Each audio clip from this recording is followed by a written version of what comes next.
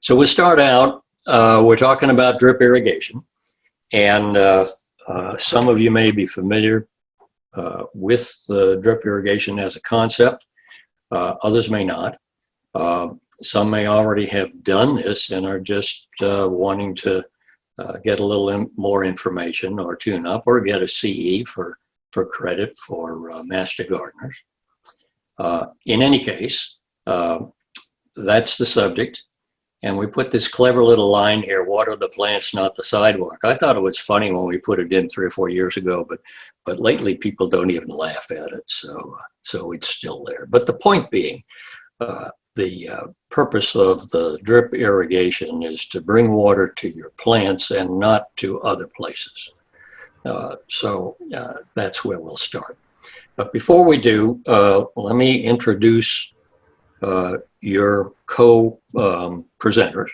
I'm John Cruikshank, and our other co-presenter is Richard Vonder. We're both members of the Comal Master Gardener Association, and have been for several years.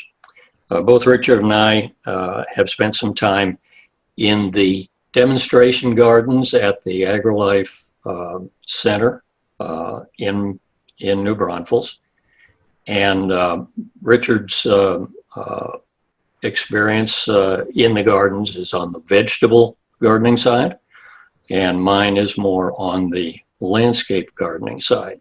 And as I mentioned, these are demonstration gardens, so we've tried to vary the different plants that are in them, also how we care for them, how the volunteers care for them, I should say, and how in our cases we provide the irrigation to sustain those plants.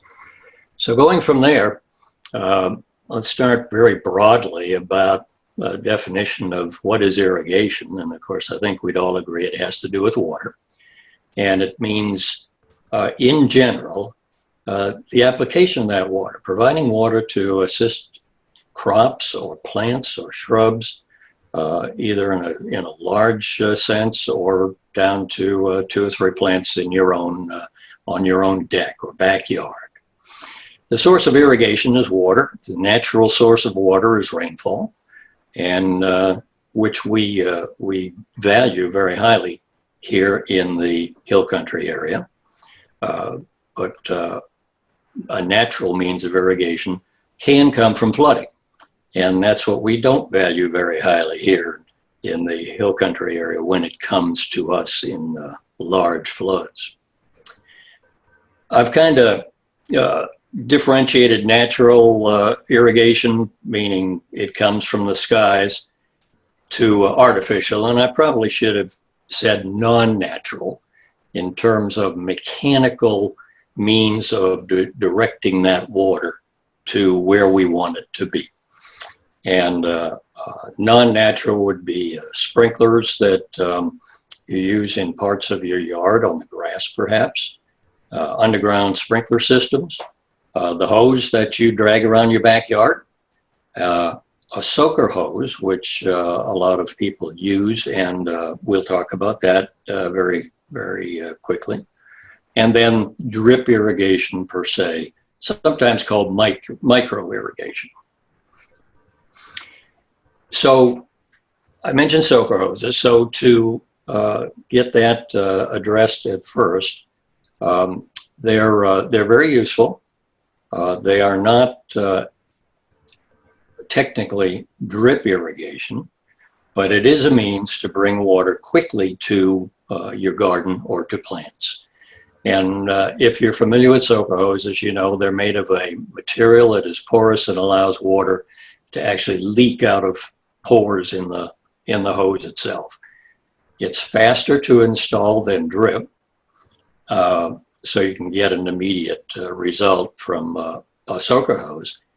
But the downside of it is that it should be on level ground to provide even watering throughout the length of the hose. If you have a slope in your yard and you're trying to use a soaker hose, you can imagine then that most of the water will emit from the lower end of the hose than the upper end. And they're good at first. As soon as once you take them out of the box and put them in your garden, they work pretty well. They are not precise in where they bring their water, but they'll deliver water to your garden. And then over time, the pores in the soaker hose will clog, especially with the mineral content of our water here. And then with exposure to UV rays from the sun, they will deteriorate, get brittle, and crack. And as far as being useful, 1 or 2 years. I think, Richard, have you said 3 or 4 years has worked for you? That's probably the max. I'm sorry? That's probably the max time frame. So it's kind of regulated by exposure. And then the last line, pressure regulator and a filter, that's just a nice to have thing that somebody who sells soaker hoses wants to get you to buy. So that's the idea about soaker hoses. Any questions about that, just to get that taken care of? It's not that we hate soaker hoses. We use them, and we'll even show you some places where we've used them in the AgriLife gardens, but they are of limited use. Now, getting to our subject for today, a more precise definition, it's a method that directing water to the soil, surface, or area of the plant's root zone. Now, there are a couple of adjectives that I added in there, and I said a controlled method, meaning that we can direct the water anywhere we want and control the placement of that water. And low pressure is the characteristic of the water that we want to carry in the soaker, the drip irrigation system. The water that's in the system, it drips out of it, as perhaps you're familiar with or have seen, drips out at rates that are determined by the emitters or drippers that are in use in your setup. And here on the photo, this is a 1/2-inch polyvinyl drip line or main line, and it has emitters embedded in the line itself. And this particular one, here's the drip right here, going right down to the ground. And we'll talk about different kinds of tubing and lines and so forth. And this isn't a new concept, and I say concept, actually, that there have been over thousands of years of history, there have been systems that provide water to the root zone of a plant, not precisely by drip, but in the ballpark of the root zone. About 3,000 years ago in China, there are some indications that this has been used. Our little man there in Egypt did that a couple of thousand years ago. Some efforts in Afghanistan are known in the early 1800s. A little more modern, Germany toward the end of the 1800s, and then the US in the early 1900s experimented with some systems that would bring water longer distances to more plants at the same time. And generally they were through clay pipes or through perforations in pipes, and they were not very controllable. But along came Israel in about the in the 1950s, and they broke the code. They came through with a usable drip irrigation design, and what we use today is based on that. The last item that I put in here talks about an OLA, and those two L's are pronounced, at least the way we use them in English. And an OLA is a device that looks a lot like what this guy has in the picture. It's a terracotta pottery type of container that will leak out the water that's in it slowly. And actually, here's one that we found a picture of. They're above ground because it's in a landscape company's garden, so they're trying to sell them. So they want you to see what it looks like. But that's the same concept. And it could be used to provide moisture irrigation to plants in a area around that. Perhaps a bed like you see here in the picture that has plants closely spaced. So if we go from the 1950s to now, so that's a period of about 70 years, the key to being able to manufacture and distribute drip irrigation parts and so forth came with molded plastics. So that occurred, I think, after World War II pretty much. And then tubing and emitters could be manufactured and used reliably. And the first of these was patented actually in Israel. Israel's a very big user of drip irrigation. So is Australia. A lot of places in the U.S., particularly vineyards in California, use them, and all over the world. So pretty common now. And information and parts and supplies are pretty much readily available. And we'll talk about some references at the end of the presentation, where books, catalogs, and some internet websites are available. And you can actually get some planning services from some of these websites. So the advantages, first of all, it's flexible. You can take a drip line to the far corner of your yard or your garden and bring water there where you're dragging your hose to now to try and cover those plants. Less water is used than if you're watering by hand because you're not overspraying. And you can actually, if you set up the system in such a way that you can provide more water to a shrub or an area that requires more water than perhaps some plants that are down the line from there. And that's by varying the delivery rate, the size of the emitters that you're going to use. So this results in no saturation of the soil and actually improves the oxygen level in the soil itself. So healthier plants, less stress on them. I've said limited weed growth. I haven't said no weed growth, but at least limited because you're limiting the area that you're irrigating. Runoff and erosion is pretty much eliminated. And said not difficult to install. And on one of the handouts that we have here that Bethany's made available does talk about it's not difficult to install, but there's a disclaimer there. It says, but recognize that it does take time, some patience, and some planning. So here's a picture of some raised beds, raised bed gardening, and this is probably a commercial installation of some sort. But what you see here are drip lines. These are actually drip tape, and Richard will describe that in a lot of detail. They're not always round. When there's no water in them, they're flat. But they have embedded emitters, and each one of these dark spots is where the emitter is, and it's releasing water to that area. Presumably, this has just been planted and they're watering the seeds. So initially, at first glance, when you look at this, you say, well, that's not very much water. Is that going to be sufficient?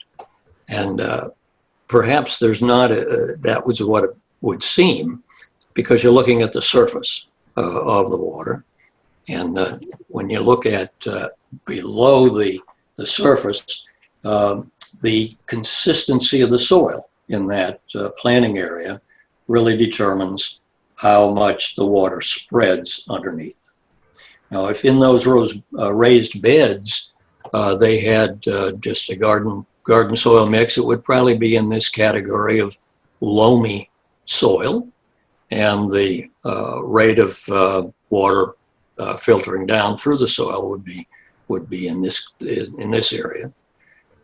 If you're planting directly into the ground in most of the soil that we have in this area, you're probably in this department.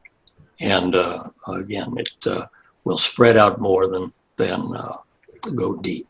So this will determine when you know the content of the soil, how far apart to place your emitters. So enough of that. Let's turn it over to Richard and talk more about the parts and design of the system. Hey, John, I'm going to request control. Oh, yeah. Have you got it? You should be getting There you it. go. Okay.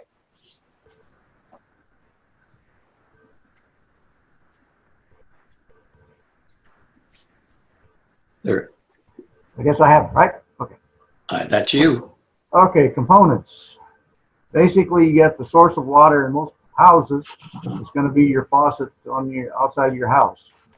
And from there, it could be a water line to a garden or whatever, to a water hose, or if you want to run PVC underground, you can put faucets out there. One of the things about the drip irrigation systems, as John mentioned, they're low flow and low pressure. Most systems, drip irrigation systems, can't handle much over 30 pounds of water pressure. So if you have a normal water line, you probably have 60 or 70 pounds of pressure in your house. You'll have to put in a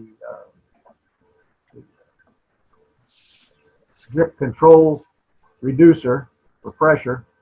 And if you buy a kit, sometimes they have that, or you can go to a water supply company or drip irrigation company, and they'll sell you emitters and drippers and controllers. But that's up to you, however you want to do it. A controller timer, it's nice to have. We have those at our garden. Basically, they come on at certain times of the day and they water for 60 minutes or 90 minutes and they shut off. It's very easy to do. Might be a little time consuming, but it can be done.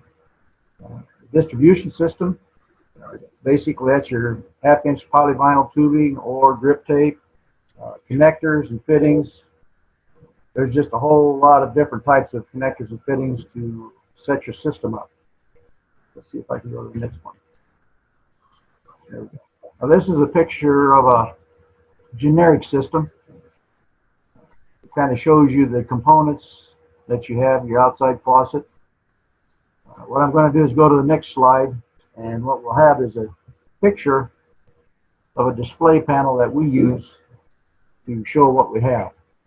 So first of all, you have your faucet on the outside of your house. Most of them will have a backflow preventer, which is right here. If you have a newer house, it's probably automatic. Then you can install a timer. This is a mechanical one. I think it goes up to 120 minutes. Basically, you just set it to whatever you want, let it go, and it will shut the water off eventually.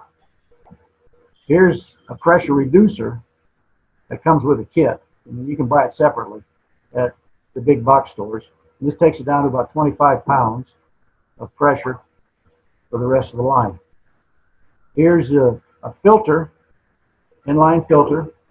Now, most homes probably don't need it. It all depends if you have your own water system, your own water well. If you have a lot of sediment in the water, you may require this. But out at our garden, we don't have these right now. And this is basically a connector that attaches to your half-inch polyvinyl. And this basically screws on to here, or it can screw all the way back up here if you want, just to bypass everything. This is your half-inch polyvinyl line. It's a coupler if you need to you run out of tubing and need to get another one and you have to connect them together. This is what you use. Half-inch polyvinyl, you have a T if you need to run another line off someplace else. Here we have a little connector that's plugged into the half-inch polyvinyl, and this is a 1/4-inch line right here. This is an inline dripper right here, a 90-degree, more 1/4-inch line. This is a T connection. This is a dripper that's at the end, and what John was mentioning, these can be different sizes, anywhere from a half a gallon up to 4 or 5 gallons an hour. And that's where you can use those to select the right ones for whatever plants you're watering. Some require more water, some less. And then right here, this is what we call a goof plug.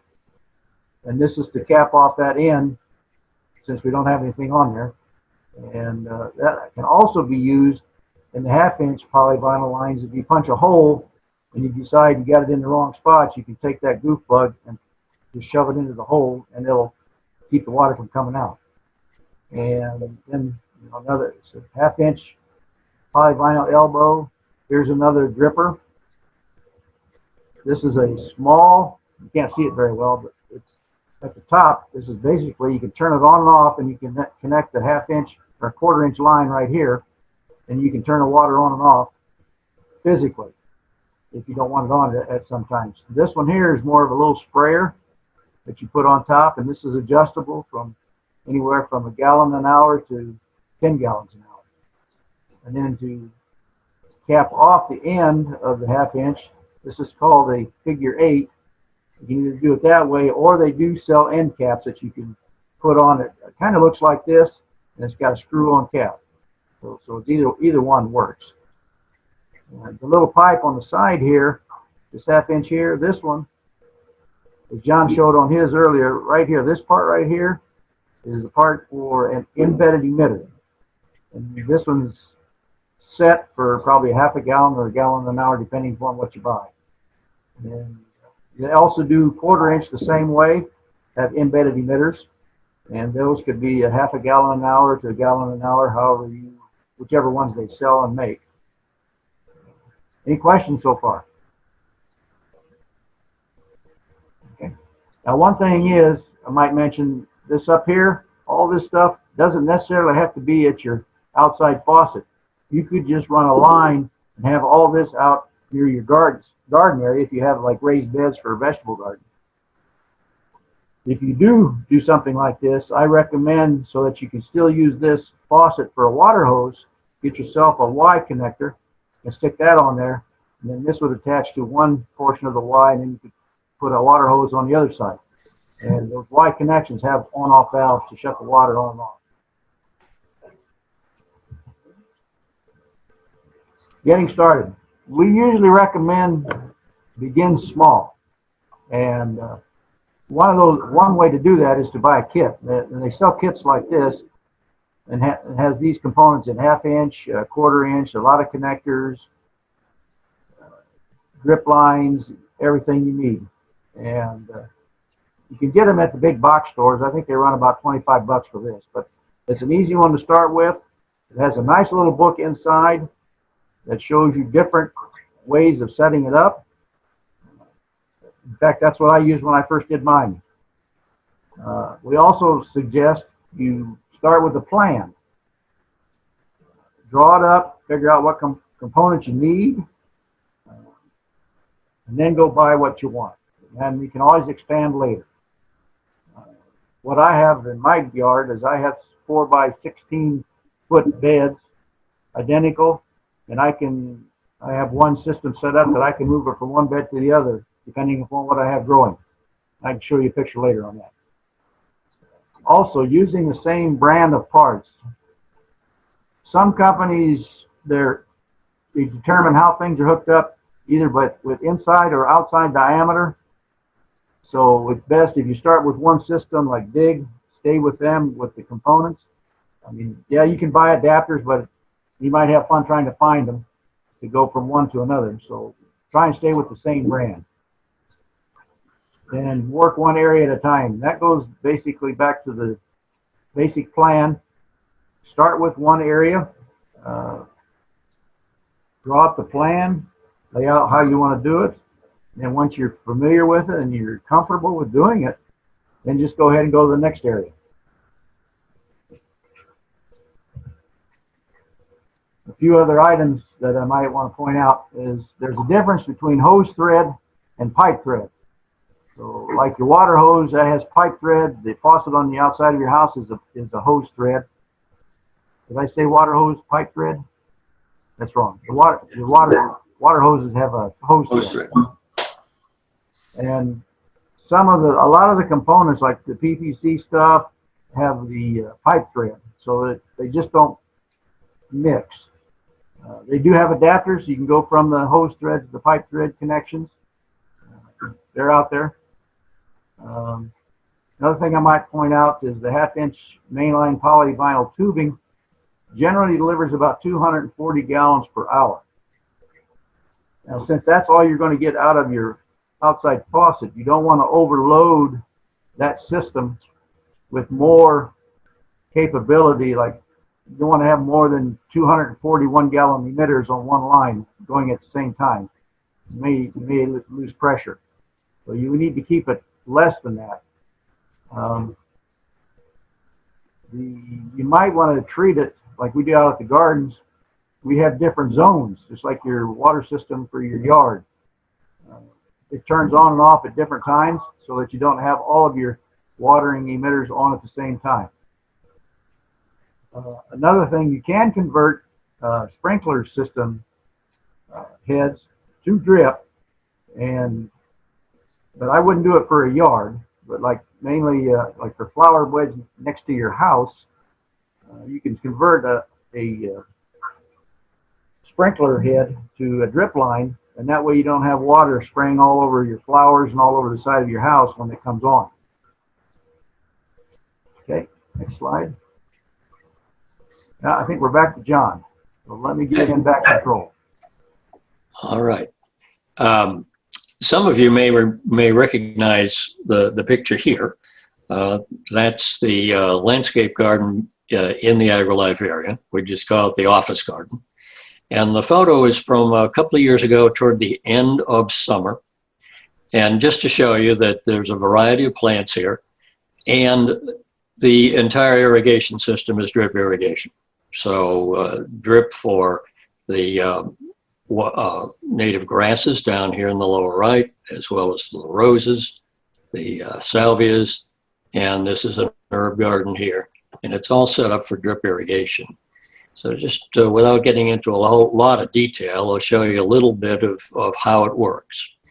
And this, I apologize for the picture, but that's the controller. In fact, we use two of them in that particular garden.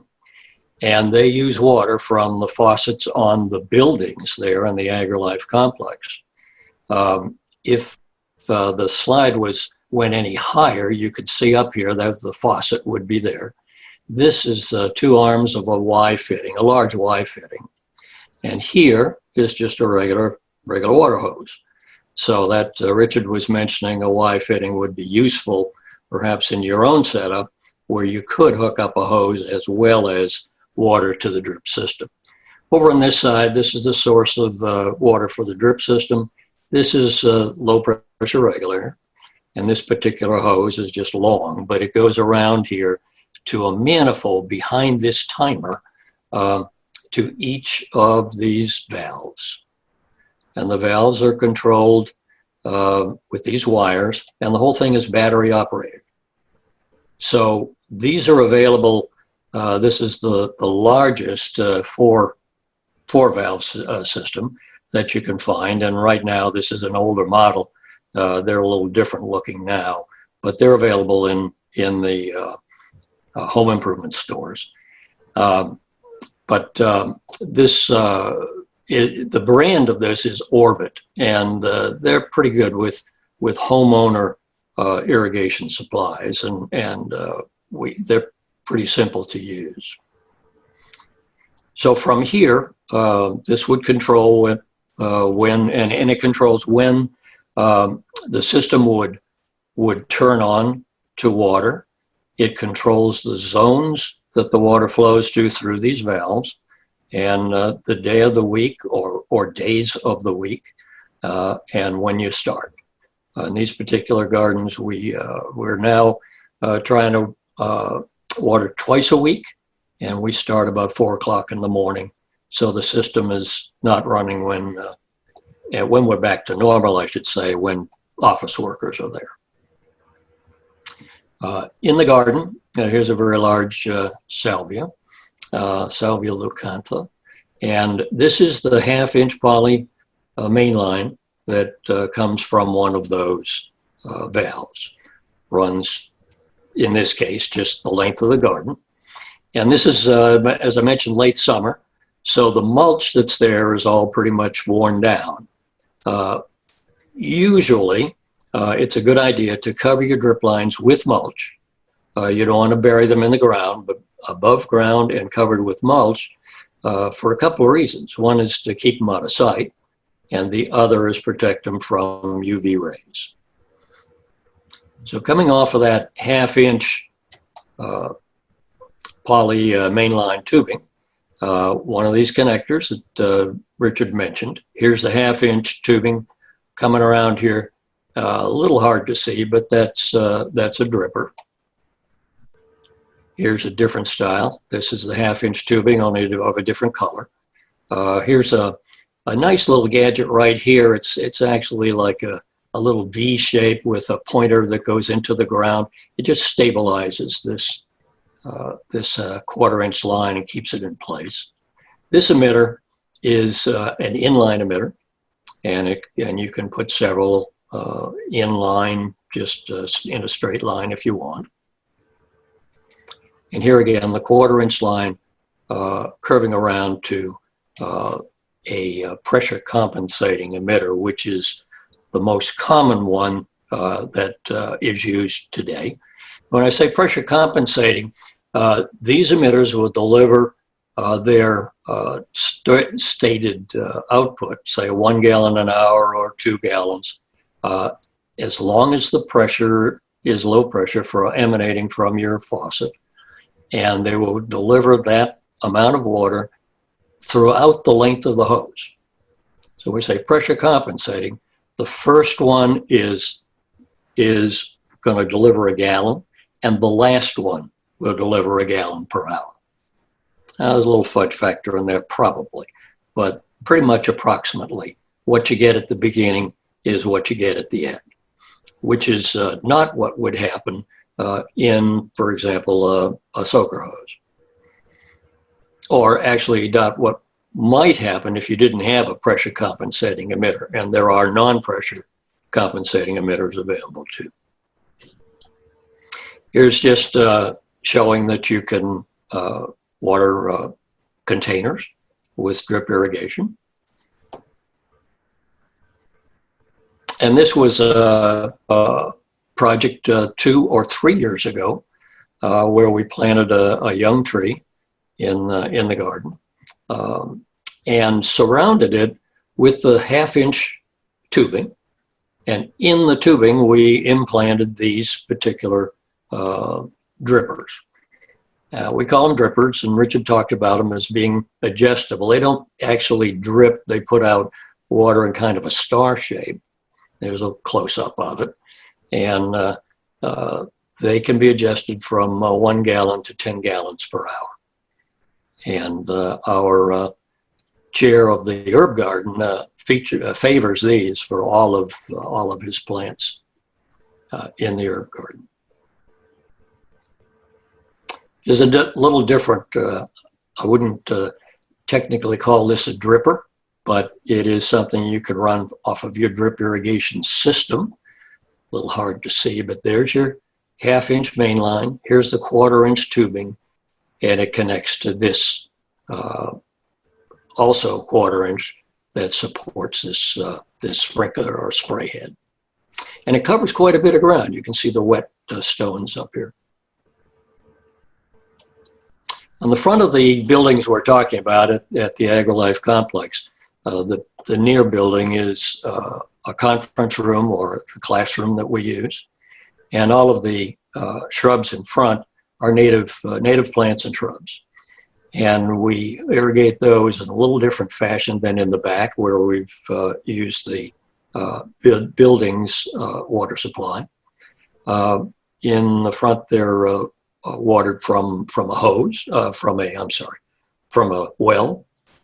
And we've done it with underground piping to regular valves that distribute the water. And they're electronically controlled by a controller that is very similar to an underground sprinkler controller. But here we've got our water supply line coming into this valve, just a standard lawn irrigation valve. And from there, there's the 1/2-inch line coming out of it, and then it will connect up with, in this case, with this particular line that has built-in emitters. So we've done that in these areas because of the nature of the plants and the fact that they are closely planted together. Here's a little close-up. This is one style of emitter embedded line. It's a 1/2-inch line. Here's the emitter, and there's the drip right there. And this is a little different style. This is more of a commercial style, a little bit tougher and hopefully longer lasting. And of course, the emitters are right here and here. And those are spaced at 12 inches. Those kinds of lines are available, I think, as Richard said, in varying lengths between the emitters. And I think it'll go as close as 9 inches and as far apart as 2 feet. Over on the other side of the complex is the vegetable garden, and we're into Richard's area of expertise now. You got it. Okay. Okay, on the other side of the AgriLife office is where we have the Master Gardener's vegetable garden area. And this is it right here. Go to the next slide. This first area that you encounter as you walk in the gate is our rose bed. We have one on either side of the gate. These are Texas hardy roses. They are also on the drip irrigation system. And right now, that portion is off because the lady that handles it doesn't want it to be watered too much. So we have it off. And usually if it's on, we are only watering for 1 day a week for about an hour. Here's one of our timers that we have with the valves. Right this is the timer, battery operated. It can handle up to 4 of these valves. But right now we're only using 2 on this one. One of these handles the rose bed, and the other one handles our raised beds. And this one here again, we run it for about 60 or 90 minutes. Usually do it in the middle of the night, 1 or 2 o'clock in the morning. And since we have so many beds and so many areas to irrigate, we have different areas where we have timers and valves, and we kind of treat it like a sprinkler system in the yard. We turn them on at different times of the day or night so that we don't lose water pressure. And here again, you can get all this at a box store, or you can order them online. And this is 1/2-inch tubing down here at PVC. Also, as part of this, in one area where the line comes in, I have an inline pressure reducer that's buried underground to take the pressure down to about 30 pounds.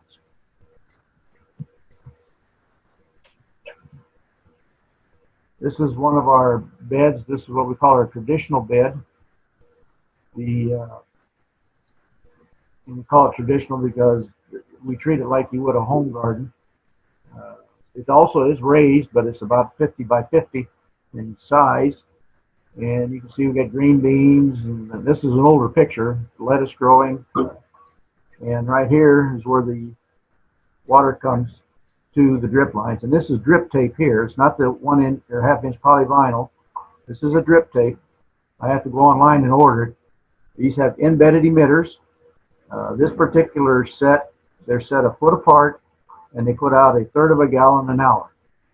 And what I usually do is I'll start one of them up close on this side, and then the first one on this side will be a foot out, so that as we go down the line, the drippers are alternated going down.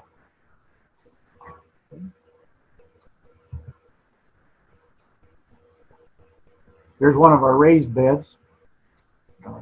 Same deal. All of our PVC lines are underground, and we bring them up inside. And these are adapters from the PVC line to the drip tape. Now on our raised beds like this, these are usually about 4 by 16. I use the tape that has 6-inch spaces between the drippers, and the drippers emit a half a gallon an hour.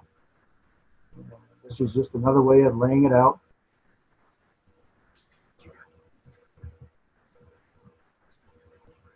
Here's a close-up. This particular on-off valve screws into this half-inch PVC thing, and then this tubing just fits over a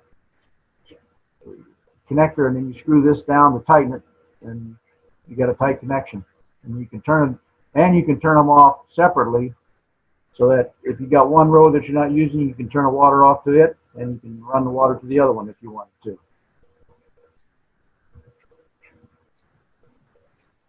Here's drip lines. Now this one here, this is our asparagus bed over here. We're using a half-inch polyvinyl with emitters. You can probably see one right there. This one we put the drip tape in. This is the artichoke bed. You see that it's in the middle of the winter, so there's nothing growing right now.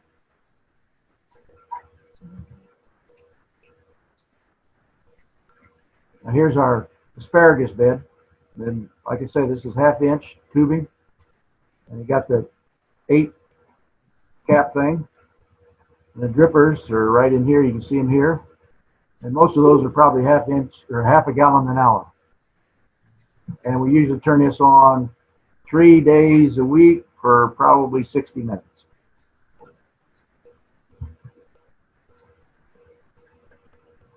This was a setup we had a long time ago before we got them all the drip lines buried. But we had a faucet over in this area here, and we just connected a hose to it, and we just made this as a temporary connection.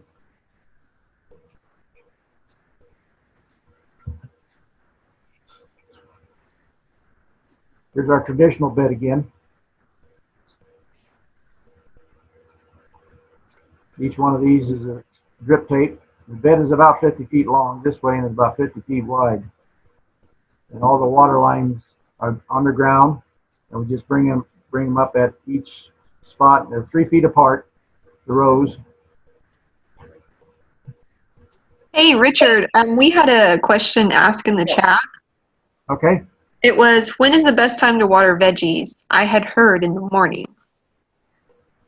Well, I would say if you're doing overhead watering, that's correct, because that way you have all day long for the leaves and stuff to dry. But if you're using a drip line, you can almost do it any time of the day, because the drip lines are not going to get your leaves and stuff wet like you would if you had overhead sprinkling systems. Now, generally, I like to do ours at nighttime. That's just a preference on my part. And but yeah, other than that, if you're using drip, you can do it any time of the day.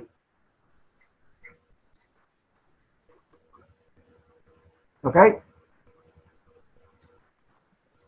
All right, thank you. Mm-hmm. Now here's an area where I started putting in a underground drip line. We ran a drip line underground next to this telephone pole that goes all the way back to another faucet. Anyways, this is a master on-off valve buried in this tubing, and just prior to that, I have a pressure reducer in line with that. And we set up a external faucet in case we needed to set up a water line, and then we ran the water line under that railroad tie out to here, and this is where I was going to put the timer and the valves, and you'll see that later. And this line here, we're going to run it along there, and it'll take care of some pear trees that we're installing over the 3-year period. Okay, this is the area next to the garden. I dug it out, and we're going to run PVC through here, and we'll have pieces coming up to tie into these lines.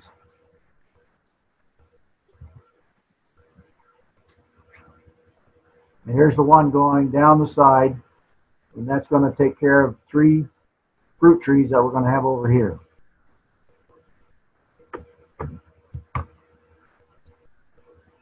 And here's what it looks like. 2 valves. This one here will take care of this bed, and this valve will take care of the pear trees that are down this one.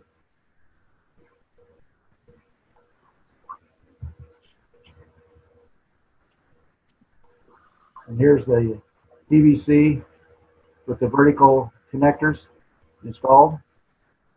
And these little elbows here on the end, one side is slip and this is threaded on this side right here. So you can screw in those little adapters.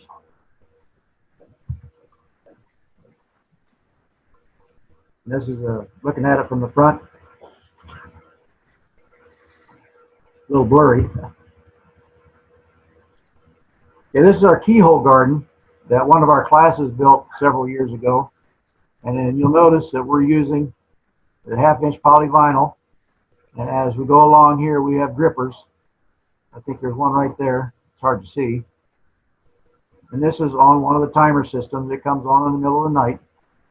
And one of the things that's unusual about this bed, when they first built it, they put all kinds of cardboard, and I think they even put a pair of jeans in there one time. And several years later, when they dug it up, the cotton material from the jeans was gone, so it decayed.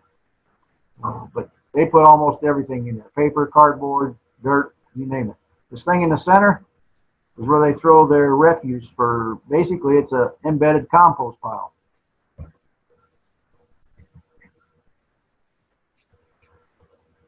There's another bed that shows drip irrigation with the drip tapes, adapters, and here's the PVC lines.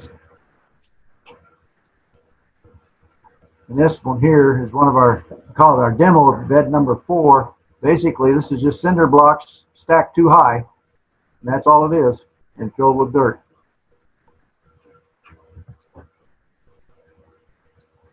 Here's our, what we call our square foot garden.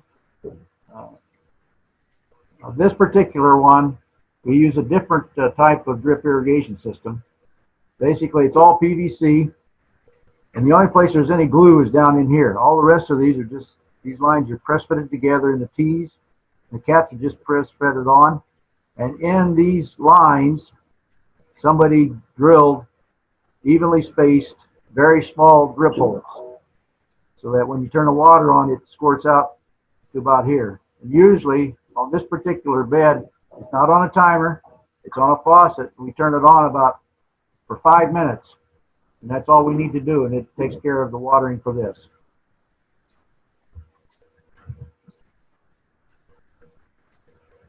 Here's another raised bed.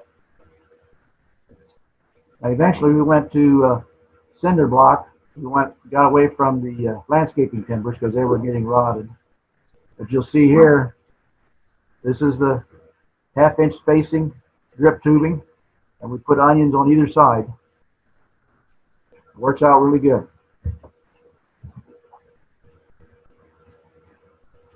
Now here's our first fruit tree that we planted 2 years ago. This is a soaker hose here, and we made it so that it was up close to the root ball that first year.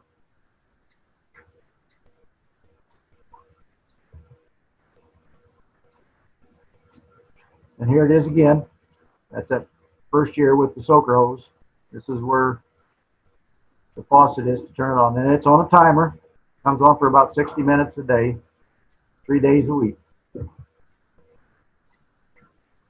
Now here's the second year.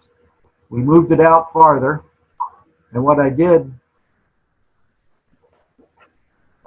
I guess that's still soaker hose. We moved it out farther because the root system was moved out, or grows out. So that's what we did.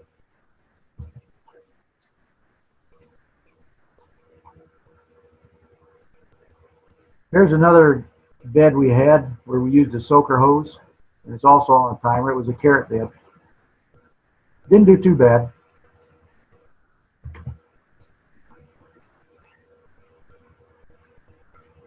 Here's our asparagus bed again.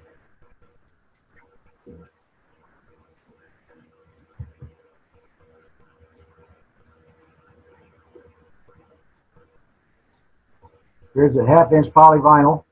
Right there is the dripper. And I believe that's a 1/2 gallon an hour. There is a tool that you can buy for punching holes in the tubing to put those drippers in. Here's another close-up of our traditional garden. This is a close-up of what we had, how we set it up on the traditional garden.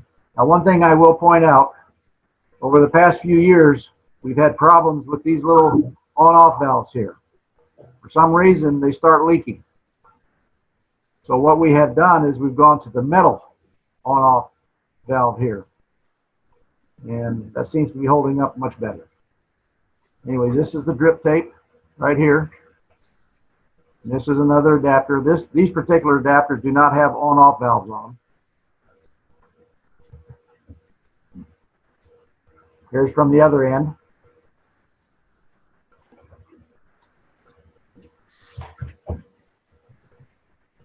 And that's pretty much it. We do have a few other things to show you.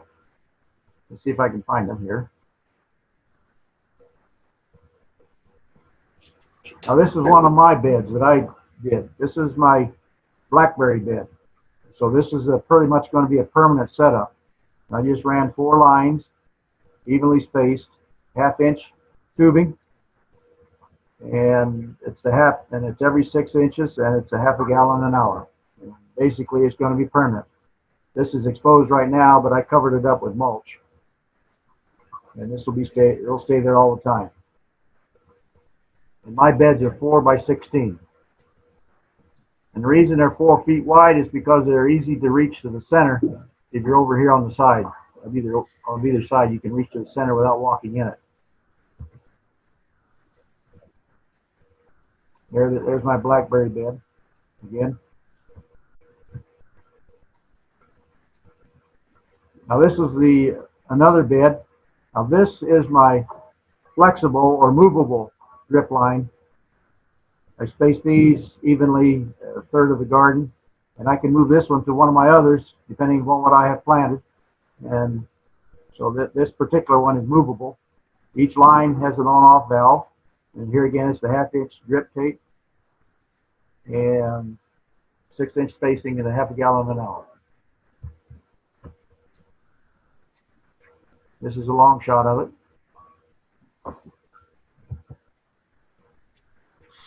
And okay. I think I'll turn it back over to John. We just talk about some references and parts as a review, but are there any questions now that we've gotten to this point? And I should mention, we show a lot of PVC being used, and we do that here, but it's not required for all gardens or for all drip irrigation systems. I think you mentioned, Richard, that a hose from the house to your garden and then use the different components just in your garden area or raised beds. That's pretty sufficient for what we need. So you don't have to dig underground and put pipes or whatever. We do it here because to get them more out of sight and out of the way. Back in mine, I do use a water hose from my faucet to the gardens. Mm-hmm. In one of the handouts that you have that you can print out, we've given you a list of books, and here it is. These are books that are, well, they cover various parts of drip irrigation, but they all have something to do with drip, and they're informative. These ortho books, you can tell they're not new. That's the most recent one of them. Same with this, but they're very helpful, and they're just soft-covered books that you can find either on Amazon or bookfinder.com for $2 or $3 probably, and a good thing to start. This one I'm talking about here, I'll talk a little bit more when we get to the internet resources. This is a very good little booklet. Richard mentioned it's packed in the kits that the Dig Corporation sells, and those are sold at Home Depot. A good guide and gives you a few pages that you can plan your own system with. The last two, this is a good book, but it gets into great amount of detail. And this final one, Robert Couric, I think, is more of an engineer than an irrigator, but there's a lot of things you could research there. So those are the books that we would recommend. And then on the internet, the Dig Corp, that's just the name of the manufacturer of a lot of the parts. And again, those are sold at Home Depot. That's the brand. These others are websites: Drip Depot, Drip Works, Mr. Drip, Mr. Landscaper. Those are Mr. Landscaper products are in Lowe's. Rain Drip is another good website for parts, and Sprinkler Warehouse. And then if you just get on YouTube and search for drip irrigation, you'd get a lot of videos there. There's also a lot of tutorials out there too. And tutorial, exactly. On the handout, there's a little more information on what different the same internet resources, but which ones give you what, and it talks about planning and installation, videos, design information, and some of them, as I mentioned, the internet websites will provide you, sometimes at a small cost, assistance for drip planning. When we do this presentation with the Master Gardener class, the next step would be we do a hands-on with the class members, and these are the parts that we use. And I just left this in here just as a kind of a review of some of the parts that are very common and that are probably going to be used in any system that a homeowner is going to construct. Of course, the half-inch tubing, the tubing with emitters, that's not mandatory, but it's useful. The quarter-inch tubing, which would take your main line to a particular plant. One thing we didn't include in here, Richard, is the drip tape. And you've seen a lot of that in the vegetable garden. And the drip tape is really useful in straight lines. Right. Not, you can't turn corners with it, as you can with the half-inch poly main line. And finally, we talked about soaker hoses. And then here are some of the parts. The emitters, pressure compensating, is perhaps the most common, but there are others. Connectors, tees, elbows, the goof plug, the enclosures, and a hole punch. And all of these parts are sold in the home improvement stores. They're located with the sprinkler department, which is usually in the plumbing area. I think if you go to Ace Hardware, they do have some supplies, and they would be in the lawn and garden section.